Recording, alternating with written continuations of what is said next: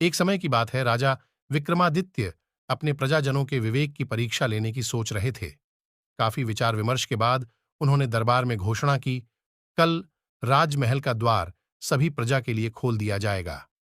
प्रजा जिस वस्तु को सर्वप्रथम हाथ लगाएगी, वह वस्तु उस व्यक्ति का हो जाएगा। तय समय के अनुसार ऐसा ही हुआ। राजमहल का द्वार खोल दिया गया।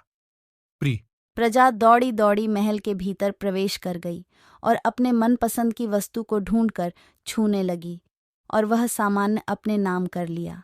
लोग ढूंढ रहे थे सबसे मूल्यवान वस्तु जो हो उसे प्राप्त किया जाए।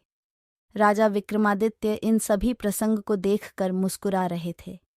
प्रजाजन बहुमूल्य वस्तु को प्राप्त करने की लालसा में व्यस्त थी। दरबारी जन इन कारनामों को दे साथ ही विक्रमादित्य के मुखमंडल को भी ध्यानपूर्वक देख रहे थे। अचानक उनमें से एक नौजवान राजा विक्रमादित्य की तरफ बढ़ा और राजा विक्रमादित्य को अपने हाथों से स्पर्श किया। तय शर्त के अनुसार राजा विक्रमादित्य अब उस नौजवान के हो गए थे। विक्रमादित्य उस नौजवान के विवेक पर मुस्कुराने लगे।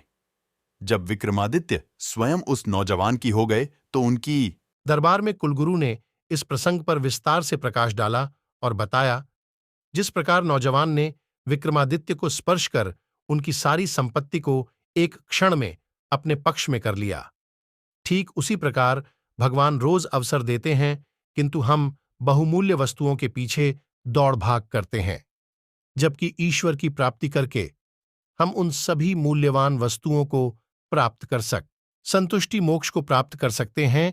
इसलिए हमें बहुमूल्य वस्तुओं के पीछे भागने से बेहतर भगवान की प्राप्ति के लिए भागना चाहिए। इस कहानी की नैतिक शिक्षा मूल्यवान तथा भौतिक वस्तुओं की प्राप्ति क्षण भर के लिए होती है। यह सांसारिक है, जबकि ईश्वर की प्राप्ति पारलौकिक है। इस संसार में सुख तो मिलता ही है, साथ ही परलोक भी सुधरता है। यह मोक्ष प्राप्ति का एक मार्ग है जो भौतिक तथा मूल्यवान वस्तुओं से भी मूल्यवान है।